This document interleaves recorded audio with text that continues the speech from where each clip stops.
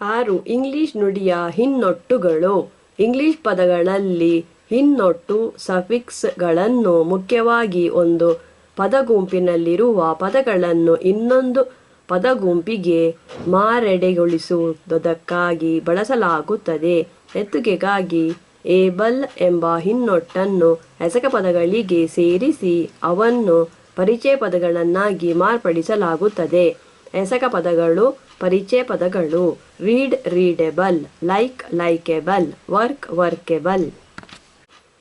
ಇದೇ ರೀತಿಯಲ್ಲಿ ಎಸಕ ಪದಗಳನ್ನು ಹೆಸರು ಪದಗಳಾಗಿ ಮಾಡಲು, ಪರಿಚಯ ಪದಗಳನ್ನು ಹೆಸರು ಪದಗಳಾಗಿ ಮಾಡಲು, ಹೆಸರು ಪದಗಳನ್ನು ಎಸಕ ಪದಗಳಾಗಿ ಮಾಡಲು ಮತ್ತು ಪರಿಚಯ ಪದಗಳನ್ನು ಎಸಕ ಪದಗಳಾಗಿ ಮಾಡಲು ಬೇರೆ ಬೇರೆ ಬಗೆಯ ಹಿನ್ನೊಟ್ಟುಗಳನ್ನು ಬಳಸಲಾಗುತ್ತದೆ.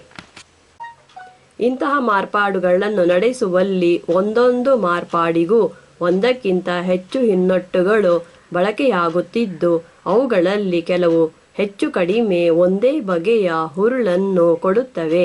ಎತ್ತುಗೆಗಾಗಿ ER ಮತ್ತು OR ಎಂಬ ಎರಡು ಹಿನ್ನೊಟ್ಟುಗಳು ಎಸಕ ಪದಗಳಿಂದ ಹೆಸರು ಪದಗಳನ್ನು ಪಡೆಯುವುದಕ್ಕಾಗಿ ಬಳಕೆಯಾಗುತ್ತವೆ ಮತ್ತು ಈ ಎರಡು ಬಗೆಯ ಹೆಸರು ಪದಗಳು ಮುಖ್ಯವಾಗಿ ಎಸಕವನ್ನು ನಡೆಸುವ ಮಂದಿಯನ್ನು ಗುರುತಿಸುವಂತಹ ಹುರುಳನ್ನು ಕೊಡುತ್ತವೆ.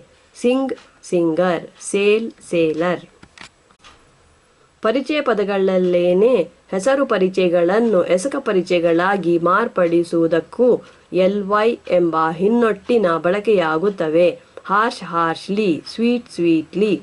ಇದಲ್ಲದೆ ಕೆಲವು ಹಿನ್ನೊಟ್ಟುಗಳನ್ನು ಬೇರೆ ಬೇರೆ ಪದಗುಂಪಿನ ಪದಗಳು ಒಂದೇ ಪದಗುಂಪಿನಡಿಯಲ್ಲಿ ಬರುವಂತೆ ಮಾಡುವುದಕ್ಕಾಗಿಯೂ ಬಳಸಲಾಗುತ್ತದೆ. ಎತ್ತುಗೆಗಾಗಿ IZE ಹಿನ್ನೊಟ್ಟನ್ನು ಬಳಸಿ ಪರಿಚಯ ಪದಗಳು ಮತ್ತು ಹೆಸರು ಪದಗಳು ಎಸಕ ಪದಗಳ ಗುಂಪಿನಡಿಯಲ್ಲಿ ಬರುವಂತೆ ಮಾಡಲಾಗುತ್ತದೆ. Legal legalise, author authorise. ಈ ರೀತಿ ಇಂಗ್ಲಿಷ್ನ ಒಂದು ಹಿನ್ನೊಟ್ಟು ಒಂದಕ್ಕಿಂತ ಹೆಚ್ಚು ಗುಂಪುಗಳ ಪದಗಳೊಂದಿಗೆ ಬರಬಲ್ಲುದಾದರೂ ಅದರ ಬಳಕೆಯಿಂದ ದೊರಕುವ ಪದಗಳೆಲ್ಲ ಒಂದೇ ಗುಂಪಿಗೆ ಸೇರಿದವುಗಳಾಗಿರುತ್ತವೆ. ಕೆಲವು ಹಿನ್ನೊಟ್ಟುಗಳಿಗೆ ಪದಗಳ ಹುರುಳನ್ನು ತುಸು ಮಟ್ಟಿಗೆ ಮಾರ್ಪಡಿಸುವ ಅಳವೂ ಇರುತ್ತದೆ. ಎತ್ತುಗೆಗಾಗಿ ಏಬಲ್ ಎಂಬ ಹಿನ್ನೊಟ್ಟು ಎಸಕ ಪದಗಳನ್ನು ಪರಿಚಯ ಪದಗಳಾಗಿ ಮಾರ್ಪಡಿಸುವುದರೊಂದಿಗೆ ಅದಕ್ಕೆ ಕೆಲವು ಕಡೆಗಳಲ್ಲಿ ಬಲ್ಲ ಎಂಬ ಹುರುಳನ್ನು ಇಮ್ಯಾಜಿನೇಬಲ್, ನೆನೆಸಬಲ್ಲ, ಮತ್ತು ಇನ್ನೂ ಕೆಲವು ಕಡೆಗಳಲ್ಲಿ ತಕ್ಕ ಎಂಬ ಹುರುಳನ್ನು ನೋಟೆಬಲ್, ಗಮನಿಸತಕ್ಕ ಸೇರಿಸುತ್ತದೆ. ಹಾಗಾಗಿ ಹಿನ್ನೊಟ್ಟುಗಳಿರುವ ಇಂಗ್ಲಿಷ್ ಪದಗಳಿಗೆ ಸಾಟಿಯಾಗಬಲ್ಲ ಕನ್ನಡ ಪದಗಳನ್ನು ಕಟ್ಟುವಲ್ಲಿ ಅವುಗಳ ಈ ಎರಡು ಬಗೆಯ ಪರಿಚಯಗಳನ್ನು ಗಮನದಲ್ಲಿರಿಸಿಕೊಳ್ಳಬೇಕಾಗುತ್ತದೆ. ಅವು ಎಂತಹ ಪದಗುಂಪಿಗೆ ಸೇರಿದ ಪದಗಳನ್ನು ಉಂಟುಮಾಡಿವೆ ಎಂಬುದೊಂದು, ಮತ್ತು ಹೀಗೆ ಉಂಟುಮಾಡುವಲ್ಲಿ ಅವು ಪದಗಳಿಗೆ ಎಂತಹ ಹೆಚ್ಚಿನ ಹುರುಳನ್ನು ಸೇರಿಸಿವೆ ಎಂಬುದಿನ್ನೊಂದು.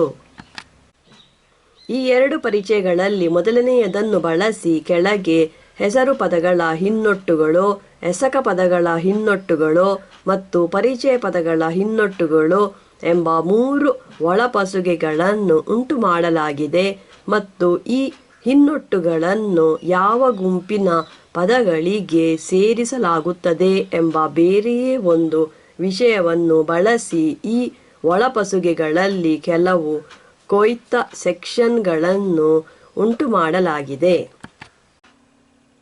ಇಂಗ್ಲಿಷ್ನಲ್ಲಿ ಪರಿಚಯ ಪದಗಳಿಗೆ ಮತ್ತು ಎಸಕ ಪದಗಳಿಗೆ ಮಾತ್ರವಲ್ಲದೆ ಕೆಲವು ಹೆಸರು ಪದಗಳಿಗೂ ಒಟ್ಟುಗಳನ್ನು ಸೇರಿಸಿ ಬೇರೆ ಹೆಸರು ಪದಗಳನ್ನು ಉಂಟು ಮಾಡಲಾಗಿದೆ.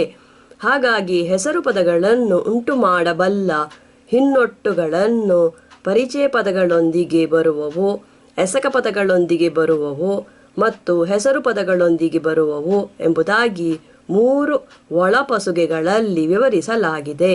ಇವುಗಳಲ್ಲಿ ಎಸಕ ಪದಗಳೊಂದಿಗೆ ಬರುವ ಹಿನ್ನೊಟ್ಟುಗಳನ್ನು ಅವು ಮಂದಿಯನ್ನು ಹೆಸರಿಸುತ್ತವೆಯೋ ಇಲ್ಲವೇ ಎಸಕವನ್ನು ಇಲ್ಲವೇ ಎಸಕದ ದೊರೆತವನ್ನು ಹೆಸರಿಸುತ್ತವೆಯೋ ಎಂಬುದರ ಮೇಲೆ 2 ಒಳಗುಂಪುಗಳಲ್ಲಿ ಕೊಡಲಾಗಿದೆ.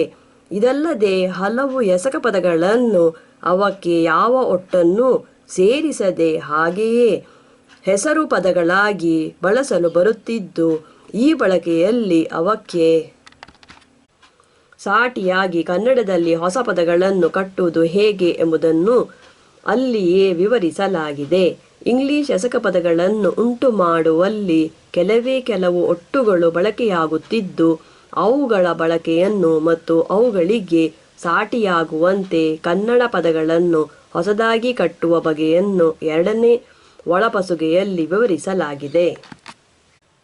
ಇಂಗ್ಲಿಷ್ ಪರಿಚಯ ಪದಗಳನ್ನು ಹೆಸರು ಪರಿಚಯಗಳು ಅಡ್ಜೆಕ್ಟಿವ್ಸ್ ಮತ್ತು ಎಸಕ ಪರಿಚಯಗಳು ಆಡ್ವರ್ಬ್ಸ್ ಎಂಬ 2 ಗುಂಪುಗಳಲ್ಲಿ ಗುಂಪಿಸಲಾಗುತ್ತದೆ. ಇವುಗಳಲ್ಲಿ ಹಲವು ಹೆಸರು ಪರಿಚಯಗಳನ್ನು ಎಸಕ ಪದಗಳಿಗೆ ಮತ್ತು ಹೆಸರು ಪದಗಳಿಗೆ ಹಿನ್ನೊಟ್ಟುಗಳನ್ನು ಸೇರಿಸಿ ಪಡೆಯಲಾಗಿದೆ ಮತ್ತು ಈ ಪದಗಳ ಬಳಕೆಯನ್ನು ಮತ್ತು ಅವುಗಳಿಗೆ ಸಾಟಿಯಾಗಬಲ್ಲ ಕನ್ನಡ ಪದಗಳನ್ನು ಕಟ್ಟುವ ಬಗೆಯನ್ನು 2 ಒಳಪಸುಗೆಗಳಲ್ಲಿ ವಿವರಿಸಲಾಗಿದೆ. ಇದಲ್ಲದೆ ಇಂಗ್ಲಿಷ್ನಲ್ಲಿ ಹೆಚ್ಚಿನ ಎಸಕ ಪರಿಚಯಗಳನ್ನು ಹೆಸರು ಪರಿಚಯಗಳಿಗೆ LY ಎಂಬ ಒಟ್ಟನ್ನು ಸೇರಿಸಿ ಪಡೆಯಲಾಗುತ್ತದೆ. ಕನ್ನಡದಲ್ಲಿ ಈ ಎಸಕ ಪರಿಚಯಗಳಿಗೆ ಸಾಟಿಯಾಗುವಂತೆ ಹೆಸರು ಪದಗಳನ್ನು ಕಟ್ಟುವಲ್ಲಿ ಹಲವು ಬಗೆಯ ಹಮ್ಮುಗೆಗಳನ್ನು ಬಳಸಬೇಕಾಗಿದ್ದು, ಅವುಗಳಲ್ಲಿ ಯಾವುದನ್ನು ಎಲ್ಲಿ ಬಳಸಬೇಕು ಎಂಬುದು ಇಂಗ್ಲಿಷ್ನಲ್ಲಿ LY ಒಟ್ಟನ್ನು ಸೇರಿಸಿರುವ ಹೆಸರು ಪರಿಚಯಗೆ ಸಾಟಿಯಾಗಿ ಕನ್ನಡದಲ್ಲಿ ಎಂತಹ ಪರಿಚಯ ಪದ ಬರುತ್ತದೆ ಎಂಬುದನ್ನು ಅವಲಂಬಿಸಿರುತ್ತದೆ.